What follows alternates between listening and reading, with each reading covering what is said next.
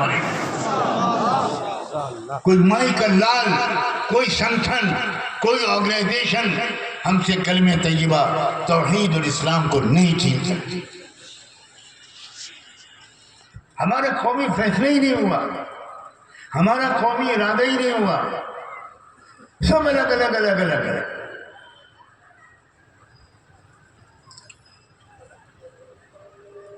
ایک پیڑ کی 10 شاخوں کو الگ الگ کر کے کسی نے کہا توڑو، توڑ دیا، اور 10 شاخوں کو ایک بنڈل بنا دیا، ان کو ریپ کر دیا، باندھ دیا.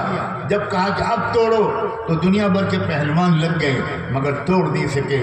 الگ الگ تھے تو ٹوٹ گئے، اکٹھا ہوئے تو ٹوٹ نہیں سکے. آج یہی ہماری مصیبت. کوئی بریلوی ہے، کوئی دیوبندی ہے، کوئی سنی ہے، کوئی شیعہ ہے، کوئی وہابی ہے، کوئی اہل حدیث، کوئی غیر مقلد ہے. ارے بھائی مسلمان کہاں ہیں؟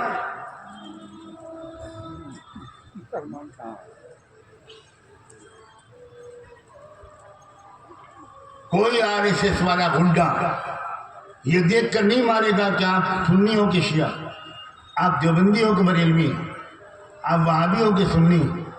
وہ یہ دیکھے گا کہ یہ مسلمان ہے، مارو اس کو. میں راجستھان میں گیا، ان 2 بھائیوں کو جن کو زندہ جلا کر مارا گیا تھا، کیا قصور تھا ان کا؟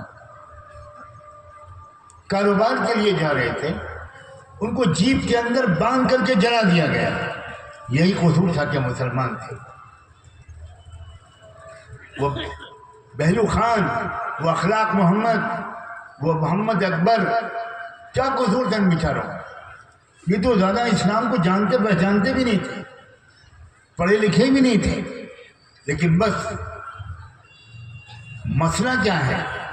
مسئلہ یہ ہے کہ ہم متحد نہیں ہیں، اور ہم نے اجتماعی قومی فیصلہ سوچ سمجھ کر نہیں کیا ہے کہ ہم اسی ملک میں رہیں گے، ہم اس ملک کو چھوڑ کر کہیں نہیں جائیں گے، اور اس ملک میں مسلمان پورے بن کر رہیں گے، اور سب کا دکھ بانٹیں گے، سب کی ہمدردی کریں گے، اور سب کو انصاف اور امن کی ٹھنڈی شبنم کا مزہ چکھانے کے لیے اپنی جان اور مال کو فلسطین والوں کی طرح قربان کریں.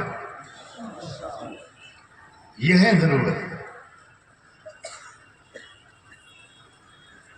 میں 10-11 سال عرب ملکوں میں بھی رہا، بار بار اللہ نے مجھے ان ملکوں میں جانے کی توفیق دی. میں یونیورسٹی میں جب پڑھتا تھا سعودی عرب کی، تو میرے جتنے دوست تھے وہ سب فلسطینی تھے. ایک بھی غیر فلسطینی کو میں نے اپنا دوست نہیں بنایا. کیا قوم ہے وہ، کیا نوجوان ہیں وہ. یہاں خواتین بیٹھی ہیں، میں ان کو مخاطب کر کے کہتا ہوں، ایک نوجوان فلسطینی لڑکا جس کو میں جانتا نہیں تھا، مدینہ منورہ میں مسجد نبوی میں بیٹھ کر امتحان کی تیاری کر رہا تھا. میں تھوڑی دیر کے بعد جب تھک گیا تو میں نے سوچا کہ اب عصر کی نماز قریب ہے، آگے بڑھ کے صف اول میں جگہ لے لوں، اور نماز کے بعد سرکار دو عالم صلی اللہ علیہ وآلہ وسلم کی خدمت اطہر میں روض مبارک کی جالیوں کے سامنے کھڑے ہو کر تھوڑا سا صلاۃ و سلام پیش کر کے پھر جا کر اپنی کتاب کھول کے بیٹھ جاؤں. نماز پڑھ کے جب میں روضے کی طرف